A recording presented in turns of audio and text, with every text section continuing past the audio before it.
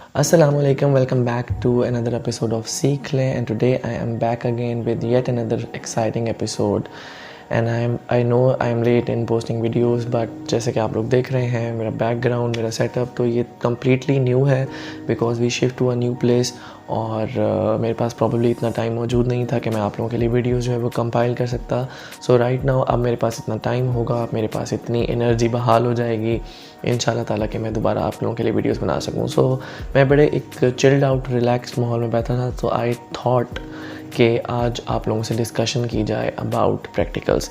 So I want कि एक बड़ी छोटी सी शॉर्ट वीडियो मैं कंपाइल कर दूं फॉर यू गाइस कि आप लोग ये जान सकें कि आप लोगों ने प्रैक्टिकल्स में क्या करना है, प्रैक्टिकल्स किस तरीके से आते हैं. सो मैंने कुछ पॉइंट्स जो हैं वो हाईलाइट किया है नो के, एंड आई होप कि आप लोगों के लिए ये जो है वो फ़ायदेमंद साबित होंगे, हेल्पफुल होंगे.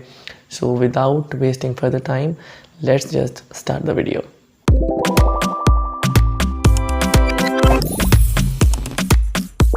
Welcome back. ओके, सबसे पहले if I talk about practicals तो हमारे बच्चों का ये बहुत बड़ा और अजीब सा मिथ होता है कि प्रैक्टिकल्स क्या होंगे और प्रैक्टिकल्स में क्या आइदर सिफारिश लग जाएगी या किस तरीके से मार्क्स डिस्ट्रीब्यूशन होगी. बिकॉज हमारे जितने भी बच्चे हैं ऑफ एफएससी, जिसमें वो इंजीनियरिंग के हों या प्री मेडिकल के हों, उनका बहुत ज़्यादा फोकस होता है उनके थ्योरेटिकल सब्जेक्ट्स की तरफ. एंड जब थ्रू आउट द ईयर उनको प्रैक्टिकल्स कराए भी जा रहे होते हैं तो वो उनका इतना ज़्यादा इंटरेस्ट नहीं होता. ये मेरा कुछ एक्सपीरियंस रहा है पिछले कुछ सालों में एज अ टीचर इस चीज़ को देखने में. बाज़ बच्चे उनको अच्छे तरीके से कंपाइल करते हैं लेकिन बहुत सारे बच्चे इसको इतना सीरियसली जो है वो नहीं देखते हैं. सो फर्स्ट ऑफ ऑल आप सबके दिमागों में ये चीज़ होती है कि आपके प्रैक्टिकल्स के जो है वो नंबर लग जाएंगे अगर किसी की सिफारिश होगी या जानने वाला होगा. इसमें एक बात प्लीज़ याद रखिए कि अगर आपके पास 10 स्टूडेंट्स हैं इन अ क्लास तो हर किसी की सिफारिश नहीं लग जाती होती, number 1. And number 2,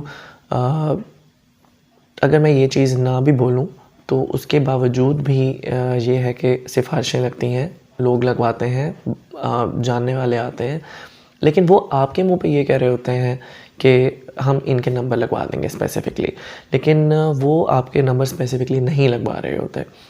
if I talk about my experience of FSc तो मेरे साथ भी लेट्स सपोज अगर मेरा 3 फ्रेंड्स का एक ग्रुप था तो उसमें आई वॉज ओनली वन जिसकी सिफारिश नहीं थी. मैं ये ब्रॉडली यहाँ पर बोल रहा हूँ.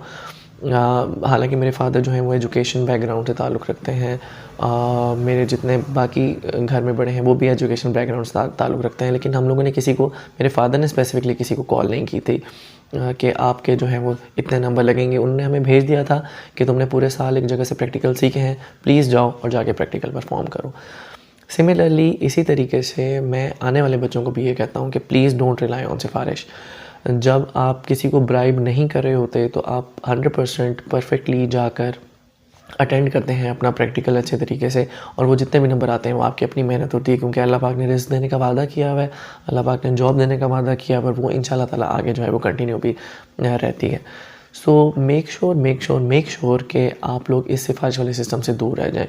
मैं अगर बात करूँ, मैं अपने फ्रेंड का यहाँ पर नाम तो नहीं लूँगा जो कि एफएससी में था, तो हम 2 लोग जब प्रैक्टिकल्स में गए, मुझे अभी भी याद है कि उसकी सिफारिश थी और मेरी नहीं थी, और उसने अपनी कॉपी भी फिल आउट नहीं की थी जिसको आंसर शीट मिली थी, और हम लोग उस टाइम पे बड़े परेशान हो जाते थे कि क्यों नहीं फिल कर रहा है, क्योंकि इसको एक प्रिविलेज, एक एज क्यों मिला जा रहा है, और हम लोग वहाँ पे परेशान भी हैं और प्रैक्टिकल्स फिल भी कर रहे हैं, और हमें ये भी टेंशन है कि हमारे कितने नंबर आएंगे. और वो हमें कहते थे कि मेरा तो नंबर मार्क्स जो है वो लग जाएंगे.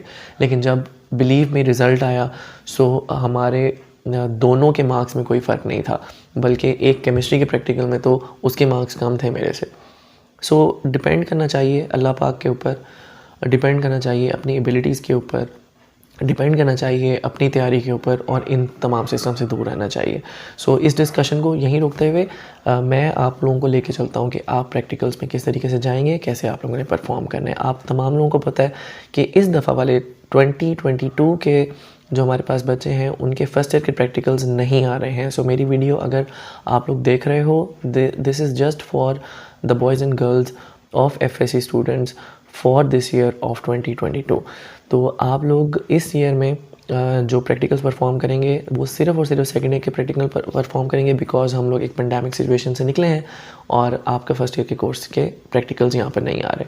तो टोटल नंबर जो आपके प्रैक्टिकल्स के होंगे पेपर के वो 30 ही हैं, लेकिन मार्क्स डिस्ट्रीब्यूशन कुछ इस तरीके से होती है कि जब पेपर आपके पास प्रीवियसली आता था उसमें आपके पास फर्स्ट ईयर का भी पोर्शन होता था और सेकेंड ईयर का भी पोर्शन होता था, तो मार्जिन आपके पास चॉइसेस ज़्यादा होती थी। फॉर एग्जांपल 2 क्वेश्चंस अगर आपके पास 2 एक्सपेरिमेंट्स आ रहे हैं और फर्स्ट ईयर का भी है और सेकंड ईयर का भी है तो आपके पास चॉइस ज़्यादा होती थी। लेकिन अब आपके पास चॉइस कम होगी, लेकिन स्टिल यू हैव चॉइस कि आप 3 प्रैक्टिकल्स में 2 परफॉर्म करेंगे तो एक प्रैक्टिकल का आपके पास मार्जिन मौजूद है।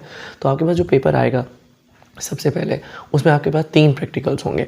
मैं फर्स्ट ईयर सेकंड ईयर में जो बच्चे प्रैक्टिकल्स करते हैं उनके रैंडमली मैं 8 प्रैक्टिकल्स जो हैं उनके नाम जो है वो रफली मैं आप लोगों को यहाँ पर बोल देता हूँ ताकि आप लोगों को याद रह जाएँ वो प्रैक्टिकल्स आपने लाजमी करने हैं। नंबर 1, इस प्रैक्टिकल में आपके पास व्हीटस्टोन ब्रिज है which is slide wire bridge. Number 2 practical जो आपके पास है वो है finding the resistance of voltmeter by graphical method, और दूसरे मेथड से भी आपको आना चाहिए। नंबर 3 जो इसमें हम लोग एक्सपेरिमेंट कराते हैं वो आपके पास फोटो सेल वाला है। नंबर 4 जो हम लोग यहाँ पे कराते हैं वो टंगस्टन फिलामेंट बल्ब वाला है। नंबर 5 जो हम लोग यहाँ पे प्रैक्टिकल कराते हैं उसको हाफ डिफ्लेक्शन मेथड कहते हैं, that is to find the resistance of the galvanometer by using half deflection method. उसके बाद नेक्स्ट प्रैक्टिकल जो हमारे पास है उसमें हम लोग बल्जर अलार्म जो है वो बनाते हैं by using the logic gates, और लास्ट प्रैक्टिकल में हम लॉजिक गेट्स जिसमें और एंड और नैंड गेट है इसके ट्रुथ टेबल्स को हम लोग जस्टिफाई करते हैं। तो ये रफली मैंने कुछ प्रैक्टिकल्स बोले, इनको प्लीज़ अगर आप लोग कर लें तो मेजॉरिटी प्रैक्टिकल्स जो हैं वो इसमें से आएंगे, बल्कि आएंगे ही इसी में से होपफुली इंशाल्लाह ताला। तो एक तो आप लोगों ने इस चीज़ को देख लेना है, और फिर जो आपके पास 3 क्वेश्चंस आएंगे, लेट्स सपोज आपके पास 3 क्वेश्चंस आते हैं जिसमें आपसे स्लाइड वायर ब्रिज पूछ लिया जाता है, आप लोगों से हाफ डिफ्लेक्शन पूछ लिया जाता है या आपसे लॉजिक गेट पूछ लिए जाते हैं। तो आपने सबसे पहले ये डिसाइड करना है कि आपको इन 3 प्रैक्टिकल्स में से 2 प्रैक्टिकल्स कौन से आते हैं। सो अगर आपको इन 3 प्रैक्टिकल में से जो 2 आते हैं आप फ़ौरन जाके अपने एग्जामिनर को बताएंगे कि मुझे इन 2 प्रैक्टिकल्स के अपरेटस जो है वो प्रोवाइड कर दिया जाए। इफ़ आपका सेंटर ऐसा है जहाँ पे अपरेटस की अवेलेबिलिटी ज़्यादा है तो हर बच्चे का एक सेपरेट अपरेटस जो है वो होगा। इफ़ नॉट तो ज़्यादातर चांसेस ये होते हैं कि आपको ग्रुप्स में डिवाइड कर दिया जाएगा और फिर आपको अपरेटस जो है वो फ़िज़िक्स का जो है वो प्रोवाइड किया जाएगा और फिर आप लोग ईज़िली करेंगे। अगर आप लोग पंजाब बोर्ड के हैं तो इसमें आप लोगों ने जो आपको आंसर शीट प्रोवाइड की जाएगी उसमें आपने क्या लिखना है, उसमें सबसे पहले आप लोगों ने अपरेटस लिखना है। वो अपरेटस वही होगा जो आपको प्रोवाइड किया गया है, तो उसके अकॉर्डिंगली रेजिस्टेंस बॉक्सेस यूज़ हो रहे हैं, गैल्वेनोमीटर यूज़ हो रहा है, वोल्ट मीटर यूज़ हो रहा है, बैटरी की, ये तो ज़्यादातर अपरेटसेस में यूज़ ही हो रहे होते हैं। तो आप अपरेटस में ये लिखेंगे। प्रोसीजर का पोर्शन आपने नहीं लिखना, ये एक चीज़ है जो आप लोगों के लिए आसानी है, इसमें आप प्रोसीजर नहीं लिख रहे होते। और उसके बाद फिर ऑब्जर्वेशन एंड कैलकुलेशन पे आप आ जाएंगे जिसमें आप लोग टेबल बनाएंगे एंड देन फाइनली आप लोग रिज़ल्ट देंगे। तो ये चीज़ें जो आप हैं वो आप कंपाइल करेंगे आपकी आंसर शीट में, एंड देन जैसे ही आपके इन 3 आवर्स में से 2.5 आवर्स गुजर जाएंगे तो आपके एग्ज़ामिनर, आपके कंट्रोलर, आपके जो एक्सटर्नल आए हुए होंगे वो बैठ जाएंगे फॉर टेकिंग द वाइवास, और उन्होंने फिर एक जगह बनाई होगी, वो आपको वहाँ पे वाइवा के लिए बुलाएंगे और 1 बाय 1 आप लोग जाके अपना वाइवा देंगे। बहुत से बच्चे कंफ्यूज हैं कि वाइवा में हमसे क्या पूछा जाता है। देखें, वाइवा में आपसे एफएससी से बाहर तो नहीं निकला जाएगा, तो वाइवा में आपसे यही चीज़ें पूछी जाएंगी कि आपने किस तरीके से एक्सपेरिमेंट परफॉर्म करना है, क्या आपने एक्सपेरिमेंट परफॉर्म किया है तो इसमें कौन कौन से अपरेटसेस जो है वो यूज़ हुए हैं, क्या प्रोसीजर आपने फॉलो किया है, किस तरीके से आपने इसका रिज़ल्ट कंपाइल किया है, कैसे इसकी ऑब्जर्वेशन एंड कैलकुलेशन कर दी है, कैसे इसका ग्राफ जो है वो आपने बना दिया।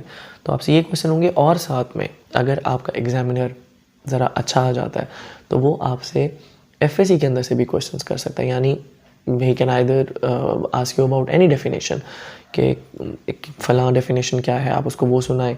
तो इस वाइवा के मार्क्स होते हैं 3 एंड आपने जो कॉपी बनाई हुई होती है उसके मार्क्स होते हैं 2। तो टुगेदर इनके 5 मार्क्स होते हैं जो कि वाकई कम है, लेकिन आप एफएससी में हो तो आपको वो बनानी पड़ेगी और आपको करनी पड़ेगी। सो ये आप लोगों ने उसको कंपाइल करना है। And now we come toward the third question, and third question is all about making the graph. Graph में आपको एक टेबुलर फॉर्म आएगी, उस टेबुलर फॉर्म में लेट्स सपोज आपके पास, मैं यहाँ स्क्रीन पर रखने की कोशिश करता हूँ कि आपके पास एक करंट एंड वोल्टेज का ग्राफ है या वोल्टेज एंड इंटरनल रेजिस्टेंस का आपके पास ग्राफ है। तो आपको दोनों टेबुलर फॉर्म में वैल्यूज़ होंगी, कुछ एक्स एक्सिस पे वैल्यूज़ होंगी और कुछ वाई एक्सिस की वैल्यूज़ होंगी। Now you have to decide कि आपने इंडिपेंडेंट और डिपेंडेंट वेरिएबल्स को एक्स और वाई के ऊपर कैसे अकॉर्डिंगली सेट करना है। उसके लिए मैं ऑलरेडी पहले एक ग्राफ वाली वीडियो कंपाइल कर चुका हूँ, तो ये वीडियो लंबी हो जाएगी, आप वो देख लीजिएगा। और फिर आप लोगों ने ग्राफ बना के सिंपली दिखाना होगा। ग्राफ को आपने पेंसिल से ड्रॉ करना होगा। The pencil should be 2HB pencil. और फिर उसके जो मेजर इंपॉर्टेंट पॉइंट्स आएंगे वो आपका एक्सटर्नल अगर आपको कह देगा कि इसको हाईलाइट कर दें विद मार्कर और विद बॉल पॉइंट, तो फिर आपको उसको हाईलाइट करके भी दिखाना होगा। तो ये कुछ इंपॉर्टेंट क्राइटेरिया होगा जो आपका प्रैक्टिकल में चलेगा। मेरे बच्चे बड़े कंफ्यूज थे, so I thought to make a video इस रिलैक्स एनवायरनमेंट में कि आपको ये चीज़ पता लग जाए कि उसको किस तरीके से करना है।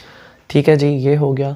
और उसके बाद जो मैंने फाइनली सोचा था इस वीडियो में बताने के लिए वो ये है कि एटलीस्ट आपको कुछ भी ना आता हो तो एटलीस्ट आपको आपके लैब में यूज़ होने अपरेटिसेस एपरेटिसेस के नाम लाजमी पता हो। हमारे बहुत से बच्चों को due to lack of interest ये भी नहीं पता होता कि एपरेटिसेस के नाम क्या हैं। तो बराए मेहरबानी ये जितने भी आप लोगों को मैं स्क्रीन पे रखता हूँ कि कुछ एपरेटिसेस यहाँ पर यूज़ हो रहे हैं, इन तमाम के नाम आना ज़रूरी है, starting from resistance boxes to shunt to voltmeter, ammeter, galvanometer, battery की, potentiometer, Wheatstone bridge, tungsten filament bulb, capacitors, passive elements, active elements, उन तमाम चीज़ों के अगर आप लोगों को नाम पता होंगे for you guys it will be very easy कि आप अपने एग्जामिनर को फेस कर सकेंगे। और ना सिर्फ उनके नाम बल्कि थोड़ा थोड़ा उनका सिस्टम का मेथडोलॉजीज़ और उनके प्रोसेस भी पता होना चाहिए कि वो डिवाइस जो है वो किस तरीके से रन हो रही है और वो क्या कर रही है। It's your duty, it's your job. और अगर आप अपने जॉब को अच्छे तरीके से करेंगे आपके प्रैक्टिकल्स बेहतरीन हो जाएंगे। सो आज के लिए इतना ही। आई होप कि आपको मेरी तमाम बातें जो हैं वो पले पड़ी हों, आप लोग उस पर गौर करो। प्रैक्टिकल्स को सीरियसली देखना बहुत ज़रूरी है, उसको अच्छे तरीके से देखना बहुत ज़रूरी है। अगर आप अभी भी प्रैक्टिकल्स को एक बड़े ही ईज़ वाले एटीट्यूड से देखेंगे तो आई डोंट थिंक सो कि वो एक अच्छी चीज़ है। ठीक है। और ये एक पुरानी लाइन है ना कि अगर प्रैक्टिकल्स में आप फेल होते हैं तो इसका मतलब है कि आप थ्योरेटिकल पेपर में भी फेल होते हैं। तो मैं ना मकसद आप लोगों को डराना नहीं है, बट मेरा मकसद सिर्फ और सिर्फ ये बताना है कि काइंडली आप अपने प्रैक्टिकल्स में वो अच्छे तरीके से कर लें। सो अब इस वादे के साथ कि मज़ीद और वीडियोस जो है मैं बनाता रहूँगा टाइम टू टाइम एंड आप लोगों को पूरा टाइम देने की कोशिश करूँगा। प्लीज़ दुआओं में याद रखिएगा, इसी तरीके से देखते रहिए। मेरे चैनल को लाजमी सब्सक्राइब करें ताकि अब आने वाली वीडियोस आप लोगों को डेली जो है वो मिल सकें। Thank you so much for your time. और इसी तरीके से बने रहिए, जुड़े रहिए सीख ले के साथ एंड मिलते हैं नेक्स्ट वीडियो में। अल्लाह हाफ़िज़।